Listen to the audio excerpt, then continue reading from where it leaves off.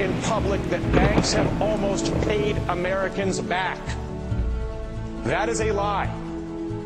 The fact is, the TARP, which Congress approved, is only 2% of the trillions of dollars and free money being provided to our banks by the Federal Reserve and the Treasury. The American people know this. They know that they are subsidizing our banking sector. And yet, the TARP lie continues to be spread by our politicians. The crisis is much bigger than what they even are talking about, because they're not talking about the real crisis, and that is the bankruptcy of the whole country and the destruction of the dollar. And when we're going to bring our troops home and change our foreign policy, I mean, this is much bigger than they think it is. A lot of people are pointing fingers. Who do you say is to blame for the situation right now? What do you want to go back to the Federal Reserve Act of 1913?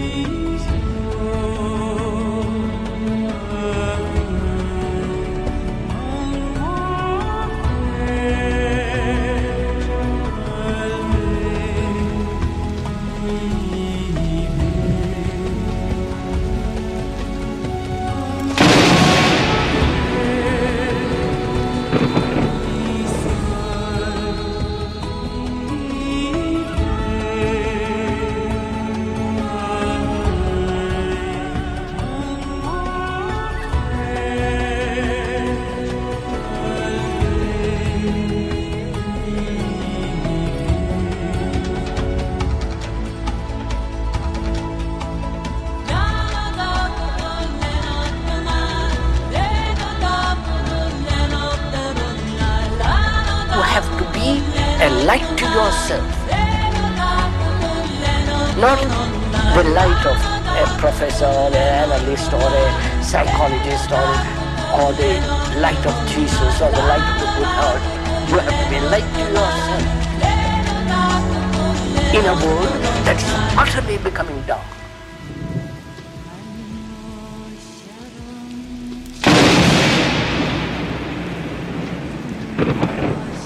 Either you're with us, either you love freedom and with nations which embrace freedom, or you're with the enemy. There's no in between. You're either with us or you're with the enemy. That's clear. I will continue to make that clear.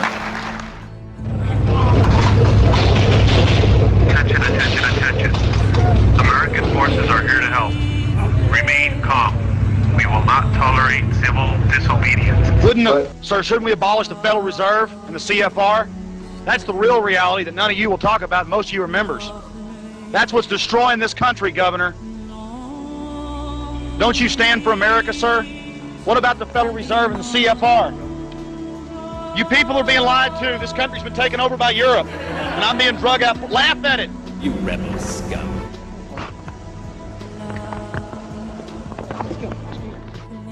I will promise you this, that if we have not gotten our troops out by the time I am president, it is the first thing I will do. I will get our troops home. We will bring an end to this war. You can take that to the bank.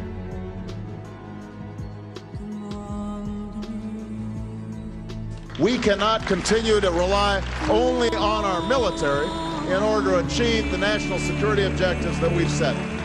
We've got to have a civilian national security force that's just as powerful, just as strong, just as well funded. The Washington Post reports the U.S. military expects to station 20,000 uniformed troops inside the United States by 2011 to help state and local officials respond to assist in homeland security. The Pentagon's plan calls for 3 rapid reaction forces to be ready for emergency response by September 2011. The first 4,700-person unit, built around an active-duty combat brigade based at Fort Stewart, Georgia, is already available to be deployed domestically.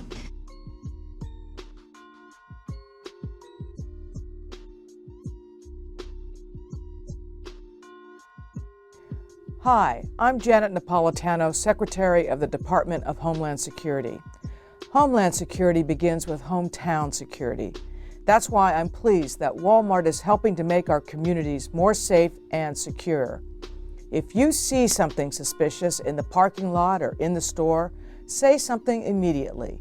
Report suspicious activity to your local police or sheriff. Freedom. And anytime you beg another man to set you free, you will never be free. Freedom is something that you have to do for yourselves. And until... This is what it is, okay? I said, empty your mind. Be formless, shapeless, like water. Now you put water into a cup, it becomes the cup. You put water into a bottle, it becomes the bottle. You put it in a teapot, it becomes the teapot. Now water can flow or it can crash. Be water, my friend.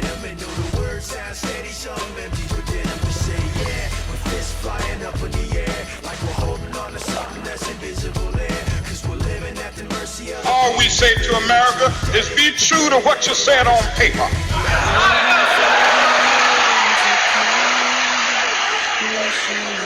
If I lived in China or even Russia or any totalitarian country, maybe I could understand some of these illegal injunctions.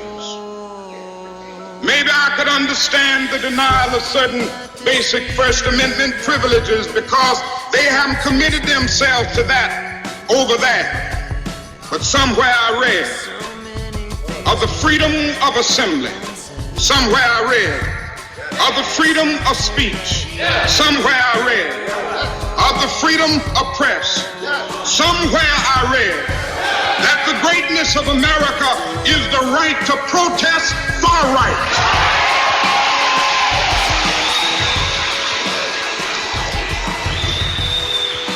And so just as I say we aren't going to let any dogs or water hoses turn us around, we aren't going to let any injunction turn us around.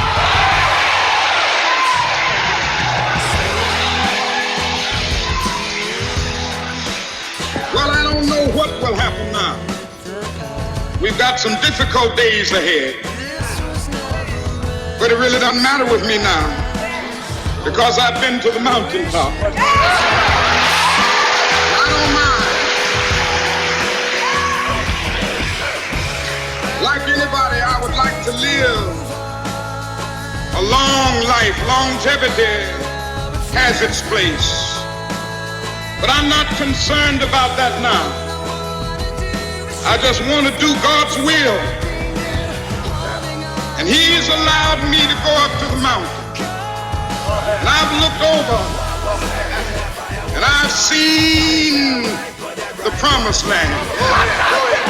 I may not get there with you, but I want you to know tonight that we as a people will get to the promised land.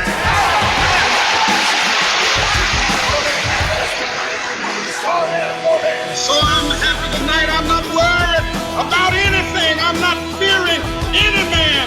Mine eyes have seen the glory of the coming of the Lord.